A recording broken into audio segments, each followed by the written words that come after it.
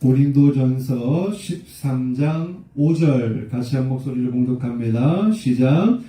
물에 행하지 아니하며 자기의 유익을 구하지 아니하며 성내지 아니하며 악한 것을 생각하지 아니하며. 아멘. 할렐루야. 네, 우리 앞뒤에 계신 분들과 인사하겠습니다. 주님의 이름으로 사랑합니다. 참 잘 오셨습니다. 은혜 받읍시다. 감사합니다. 오늘은 사랑의 은사, 그 성령의 은사 중에 가장 최고의 은사가 뭐예요? 사랑의 은사.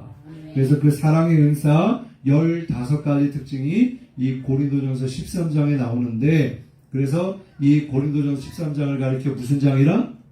사랑장이라. 그래서 우리가 말씀을 한 특징 한 특징 이렇게 나누고 있어요. 오늘 이제 9번째 시간으로, 자, 오늘 함께 나눌 말씀은 악한 것을 생각하지 아니하며, 이 말씀의 제목 가지고 함께 은혜를 나누도록 하겠습니다. 먼저 악한 것을 생각한다 라고 하는 것은 무엇을 의미할까요?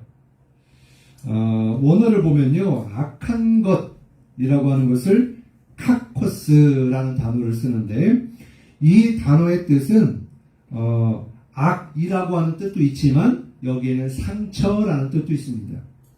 그리고 생각한다라는 말은 로기조마이라는 단어인데, 이것은 집착하다, 시간을 보내다, 고려하다, 생각하다, 이런 뜻이에요. 즉 악한 것을 생각한다는 게 뭐냐면, 악한 것을 거기에 집착하거나 또 내가 받은 상처를 그대로 그것에 집착하며 거기에 마음이 매여가지고 사는 것, 시간을 보내는 것, 이것을 의미하고 있는 거예요. 자, 쉽게 말해서 내가 누군가에게 말이나 행동으로 상처를 받을 때가 있습니다. 그죠? 그냥 누군가는 쉽게 내뱉은 말이 나에게는 비수로 꽂혀지는 그런 깊은 상처를 내는 것들이 있어요. 인생을 살다 보면 이러한 상처는요, 누구나 받을 수 있고 또 그런 상처를 경험한 사람들이 많을 것입니다. 근데 문제는 뭐냐면, 상처를 받았으면 어떻게 해야 돼요? 빨리 그 상처를 치유해야 되겠죠. 안 그러면 그 상처 때문에 그 상처가 곪게 되고, 또 이로 인해서 생활도 내가 해야 될 일들도 잘 하지 못하고 그냥 거기에 매여가지고 아무것도 하지 못하고 먹지도 못하고 자지도 못하고 일상생활이 안 되는 경우가 있습니다. 왜 그래요? 나에게 상처 준 사람을 미워하는 그 미움 때문에, 또 내가 받은 상처, 그것을 날마다 거기에만 생각하고 몰두하고 집중하고 묵상하며 살다 보니까 이제 상처를 받으면 빨리 치료가 되면은 좋겠지만, 시간이 지나면 지날수록 그 상처가 어떻게 돼요? 점점 더 깊어지게 되고 더 이상 치료가 불가능해지는, 또 서로의 관계가 회복이 되지 못하는 그런 관계까지도 가게 되는 것을 우리는 경험하게 됩니다. 그러다 보면요, 그 사이에 뭐가 생기냐면 잘못된 생각이 생겨요. 그 상처로 인해서 그 상처를 준 사람을 자꾸 생각하고 묵상하다 보면 그냥 그 사람에 대한 뭔가 악감정, 잘못된 생각, 내가 어떻게 하면 저 사람에게 나 또한 상처를 줄까, 원수를 갖고자 하는 그런 잘못된 생각, 그리고 죄된 생각, 악한 생각이 자꾸 들게 됩니다. 성경에 보면 이러한 상처를 많이 받은 사람이 나와요. 여러 사람이 있겠지만 창세기에 보면 요셉이 나오죠. 우리가 잘 아는 이 요셉에게는요 10명의 형들이 있었습니다. 그런데 이 형들에게 미움을 받게 돼요. 왜 그래요? 이 아버지 야곱하고 리브가가 이 다른 형제들 가운데 그 중에서 누구를 더 많이 사랑했어요? 이 요셉을 더 많이 사랑했어요. 더 아끼고요, 또 색동옷을 입히고 일도 그렇게 힘들게 하는 그런 일을 시키지도 않았어요. 그러다 보니까 위에 있는 형들이 시기하고 질투하고 그래서 미움이 생긴 거예요. 그래가지고 이 형들이 무슨 계획을 세웁니까? 안 되겠다. 얘 요셉을 죽여야 되겠다. 그래가지고 구덩이에다가 이 요셉을 빠뜨리죠. 죽이려고 그랬어요. 그런데 어떻게 됐습니까? 죽이지는 않고 지나가던 미디안 상인에게 팔아넘기죠. 정말 우리로서는 정말 상상할 수 없는, 또 이것을 야곱이 알았더라면 아마 이것을 그대로 내버려 두지 않았을 거예요. 그죠? 근데 이 형들이 워낙 이 시기심이, 질투심이 가득하다 보니까 그냥 빨리 이 요셉이 사라졌으면 좋겠다는 그런 마음만 가득했던 거예요. 그래가지고 이제 집에 돌아와서 아버지에게 뭐라고 말합니까? 들짐승들이 와가지고 물어갔다. 그러면서 이 아버지의 마음은 아프지만 돌이킬 수 없다고 생각해서 세월을 그렇게 보내게 됩니다. 그런데 사실은 어떻게 된 거예요? 이 요셉이 이제 노예로 보디발 장군의 집으로 팔려가는 신세가 되죠.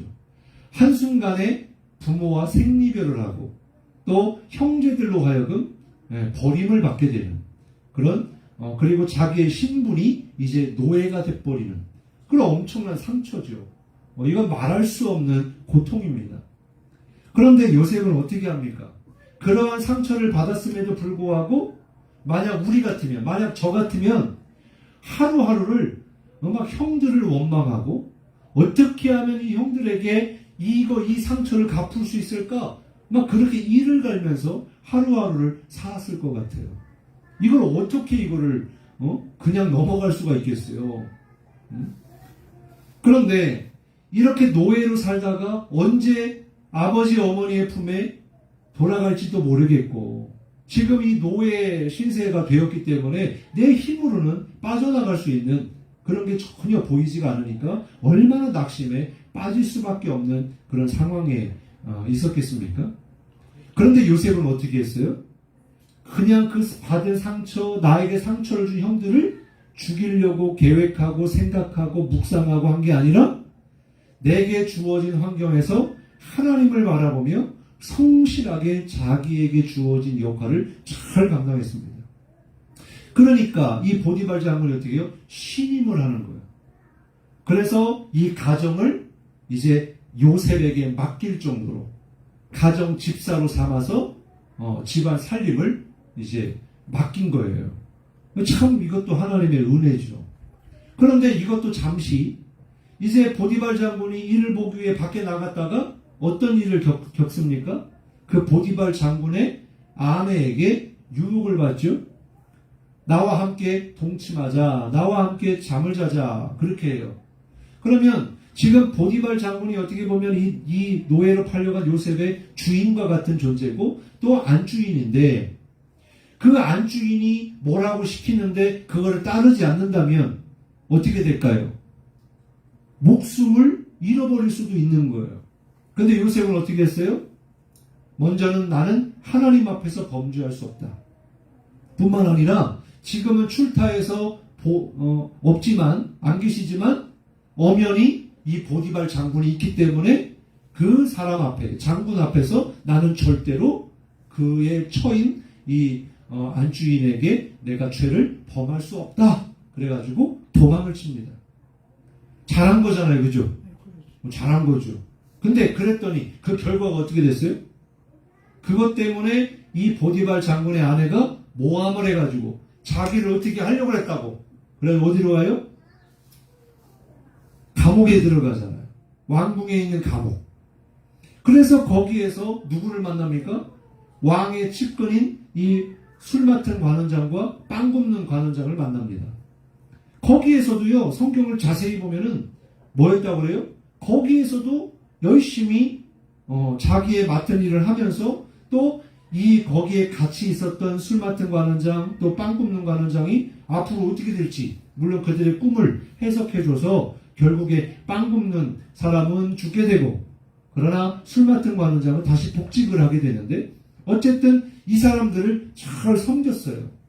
그러다 보니까 거기에서도 인정을 받게 됩니다. 그래서 어떻게 됩니까? 술 맡은 관원장은 복직이 됐는데 그러면서 이 요셉이 뭐라고 그래요? 저를 좀 기억해 주십시오라고 하죠. 그런데 이 술 맡은 관원장이 복직이 되고 나서 요셉을 생각해 줬어요? 안 생각해 줬어요? 안 생각해 줬어요. 그게 몇 년이 흘렀는지 몰라. 그러면 또 아무리 내가 하나님 앞에서 형들을 내가 어떻게 할 수 없으니까 그냥 뭐 용서는 둘째치고 그냥 내 있는 자리에서 하나님만 바라보고 의지하며 살겠다라고 해서 그렇게 인정은 받긴 했지만 어쨌든 그 결과 더 안 좋은 감옥에 들어왔는데 거기서 그래도 또 열심히 살아서 하나님 앞에서 범죄하지 아니하고 자기 맡은 일을 잘해서 신임까지 받았는데 그런데도 불구하고 어떻게 이 술 맡은 관원장이 자기를 생각하지 아니하고 거기서 수년간 감옥 생활을 하니 또 저 같으면 어떻게 했을까요?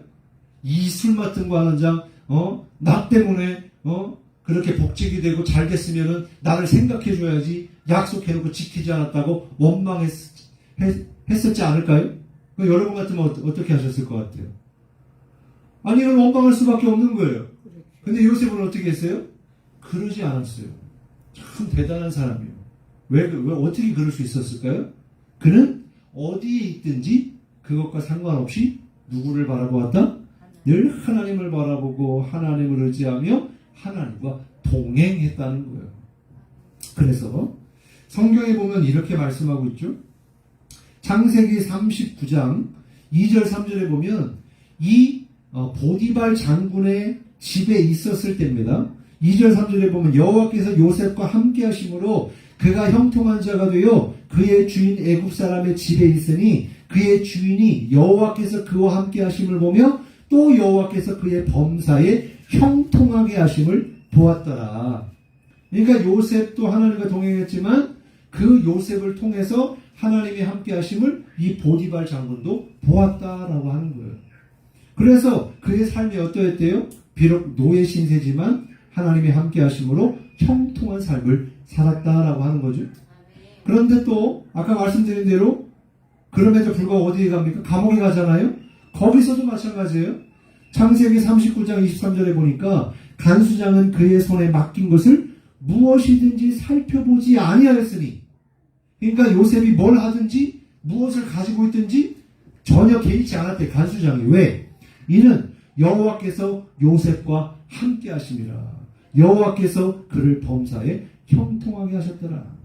늘 요셉은 자기에게 상처 준 사람, 또 자기가 받은 상처에 매여 가지고 그것을 그냥 그것만 묵상하고 생각하며 자기가 해야 될 일을 다 하지 않고 낙심에 빠져 있는 그런 삶이 아니라 그는 하나님을 바라보고 하나님을 의지하며 하나님과 함께함으로 그가 형통한 삶을 살았다라고 하는 말씀을 성경은 우리에게 말씀해주고 있어요.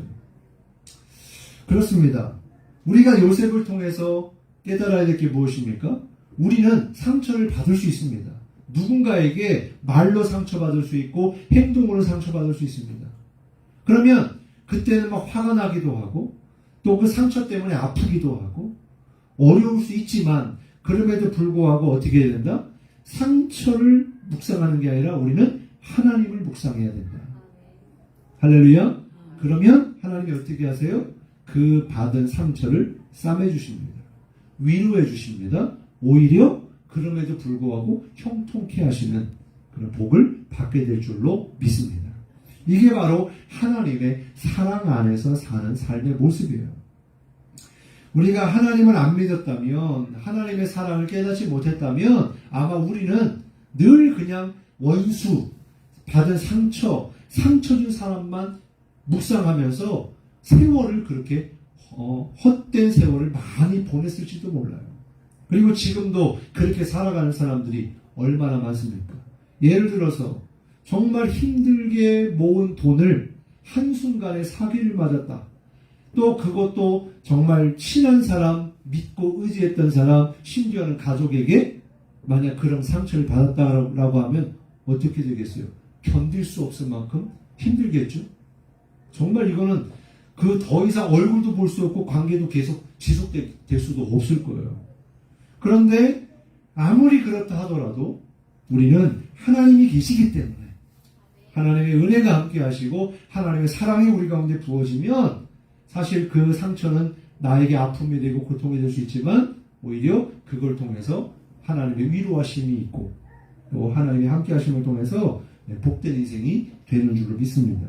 그래서 성경은요, 우리에게 악한 것을 생각하지 말아라. 이건 뭐냐면 우리가 상처를 받아도 그 상처에 매여 살지 아니하고 그로 인해서 죄짓지 말고 악한 생각을, 악한 계획을 세우지 말고 하나님을 바라보고 하나님이 주시는 평강과 기쁨을 누리기를 주님은 원하신다라고 하는 거죠.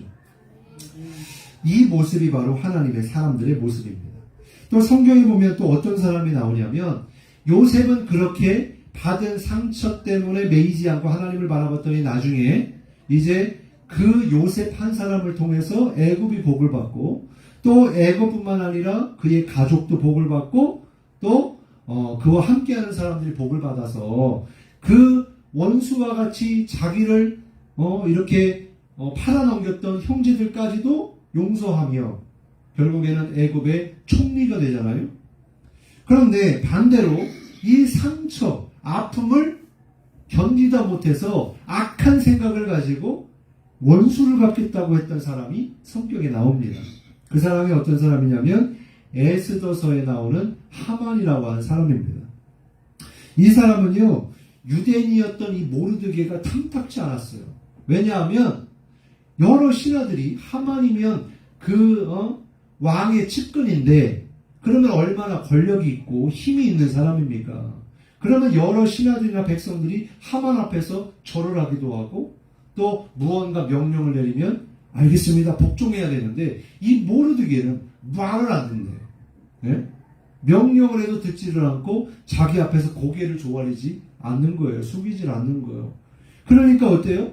미움이 생기고 저 모르드게를 죽여야 되겠다. 아니, 더 나아가서 그것을 못 견뎌서 세운 계획이 뭐냐면 모르드게가 속한 민족, 바로 이 유대인들을 다 죽여버려야 되겠다. 그런 엄청난 계획을 세웁니다. 처음에는 뭘로 시작했어? 미움으로 시작했어.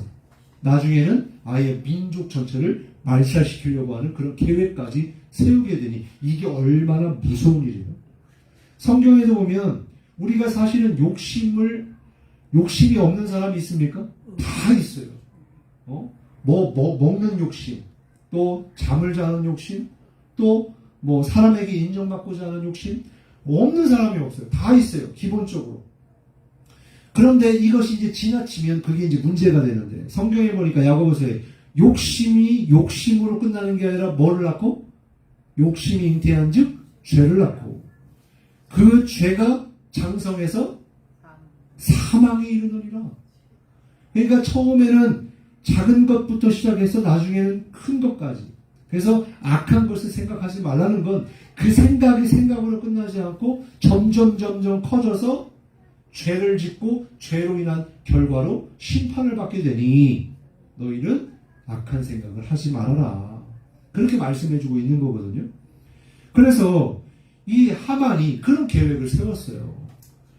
사실은 그가 계획을 세우면 왕이 아니고서는 누구도 이 계획을 막을 자가 없는 거예요. 그러면 그가 그렇게 하기로 결정했으면 모르드게뿐만 아니라 그 민족은 이미 이제 죽을 목숨들이었던 거예요. 그런데 이 사실을 이제 모르드게도 알게 되고 그 모르드게가 어떻게 합니까? 왕 후였던 에스더에게 우리 민족이 이렇게 죽을 수밖에 없는, 민족이 말살될 수밖에 없는 그런 계획을 하만이 세웠으니 당신은 우리 민족을 위하여 금식하며 기도하십시오. 이를 위해서 당신이 왕후가 된 것이 아닙니까? 그러면서 이 에스더와 또 모르드게와 또 수많은 사람들이 민족 구원을 위해서 기도합니다. 그래서 결국에 과정이 있지만은 그 모든 과정을 거쳐서 결국에는 어떻게 됩니까?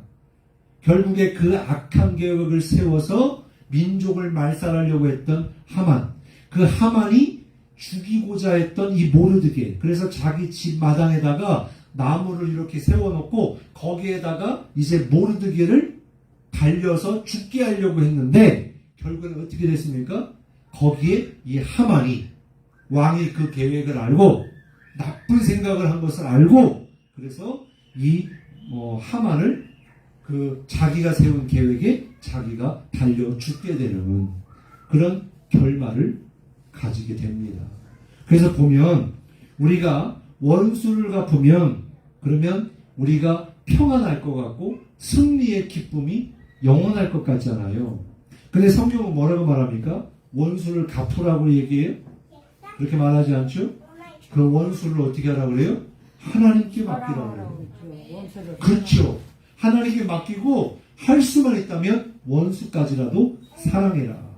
70번씩 7번이라도 용서해라. 이렇게 말씀해요. 왜 그럴까요? 그 원수들을 보호하기 위해서? 그 원수들을 사랑해서? 그게 아니라 첫 번째는 그 원수 때문에 하나님의 아들, 하나님의 딸, 하나님의 자녀들이 고통스러워하는 것을 하나님은 원치 않으시기 때문에 원수를 갚지 말라는 거거든요. 그리고 그 원수 때문에 맨날 잠도 못 자고 밥도 못 먹고 그렇게 얼굴이 피폐해져 살아간다면 그럼 하나님 마음이 기쁘시지가 않기 때문에 하나님 마음도 그렇고 또 그 상처에 그냥 매여서 살아가는 당신의 자녀들의 고통을 보고 싶지 않으셔서 그래서 결국에는 그렇게 하면 누가 더 아픈 거예요? 그 상처를 받은 사람이 더 아프고 더 곱게 되기 때문에 그리고 또 하나는 결국에 하나님이 어떻게 하신다는 거예요? 악을 행하고 죄를 짓고 특히나 당신의 백성들에게 박해하고 핍박하고 고통을 준 사람들은 하나님이 어떻게 하신다? 하나님이 갚으신다라고 하는 거예요. 그래서 결국에 악으로 갚으면 악으로 끝나고 그 죄로 인한 심판을 받게 되지만 악으로 갚지 아니하고 선으로 갚고 하나님께 맡기고 하나님께서 승리케 하시면 그러면 선이 악을 이기게 되는 오히려 더 형통하게 되고 더 잘 되게 되는 그런 역사가 있게 될 줄로 믿습니다. 그래서 우리 예수 믿는 사람들은 어떻게 됩니까? 누구를 바라봐야 됩니까? 예수님을 바라봐야 될 줄로 믿습니다. 한번 우리 예수님을 한번 생각해 보세요. 예수님이 누구 때문에 십자가 달렸습니까? 바로 죄인들을 위해서 십자가에 달렸잖아요. 심지어는 예수님이 그렇게 3년 동안 동거동락하며 사랑하시되 끝까지 사랑했던 제자들이 어떻게 해요? 마지막 순간에 예수님이 붙잡혀 가시고 이제 십자가에서 처형당하시려고 하니 제자들이 어떻게 합니까? 다 예수님을 버리고 떠나잖아요. 그죠? 요한을 제외한 다른 제자들은 다 예수님을 떠나잖아요. 심지어 수제자라고 일컬어졌던 베드로는 예수님을 3번이나 부인하지 않습니까? 근데 그러한 제자들을 위해서 예수님이 어떻게 하십니까? 십자가를 지시고 부활하셔서 다시 그들에게 찾아가시잖아요. 위로하시잖아요. 다시 회복시켜 주시잖아요. 뿐만 아니라 예수님이 십자가에 달리실 때 사람들이 손가락질하고 돌을 던지면서 욕하고 주먹질하고 했던 사람들 그러면 얼마나 그게 십자가의 고통만 해도 엄청나게 크고 하나님께 버림받아야 되는 그 상처가 어마어마한데도 예수님은 하나님께 뭐라고 기도합니까? 저들이 하는 일을 저들이 알지 못하니 용서해달라고 기도하시잖아요. 진짜 하나님이 아니고서는 그렇게 하실 수 없을 텐데. 하나님의 사랑, 또 하나님의 은혜. 정말 그래서 그러한 자기에게 돌을 던지는 사람들까지도 용서해달라고 기도하신 것처럼. 그래서 결국에 어떻게 됩니까? 하나님이 예수님을 통하여 구원의 계획을 완성시키시잖아요. 그리고 죽은 지 사흘 만에 다시 잠자는 자들의 첫 열매로 사망과 권세를 죽음을 이기시고 부활하신 줄 믿으시기 바랍니다. 그래서 이제 40일 동안 이제 이렇게 땅을 다니시며 제자들을 만나시고 500여 형제나 여러 사람들에게 부활의 주님을 보여주신 이후에 이제 승천하셔서 예수님의 보좌 우편에 이제 앉으셨다. 하나님 보좌 우편에 앉으셨다. 이렇게 말씀하는데 어쨌든 중요한 건 이렇게 원수를 갚지 않고 또 받은 상처를 그냥 그것만 가지고 붙잡고 사는 게 아니라 하늘을 바라보고 하나님의 뜻을 바라보면서 내게 주어진 사명을 감당하는 일에 집중할 때 하나님은 그를 통하여 하나님이 위로해 주시고 그 받은 상처를 싸매 주시고 또 하나님의 일을 통하여 그를 높여 주시는 그런 은혜가 있게 될 줄로 믿습니다. 사랑하는 성도 여러분, 하나님의 사랑이 이런 것이다라는 거예요. 그러면 우리가 무엇을 위해 기도해야 될까요? 하나님, 우리에게는 그런 사랑이 없잖아요. 우리가 어떻게 원수를 사랑해요? 또 나에게 상처 준 사람, 그냥 눈만 감으면 그 사람밖에 생각이 안 나는데 어떻게 그 사람을 생각하지 않을 수가 있고, 어떻게 내가 상처를 입었는데 내가 어떻게 일상생활을 그냥 이전과 같이 똑같이 살아갈 수가 있겠어요.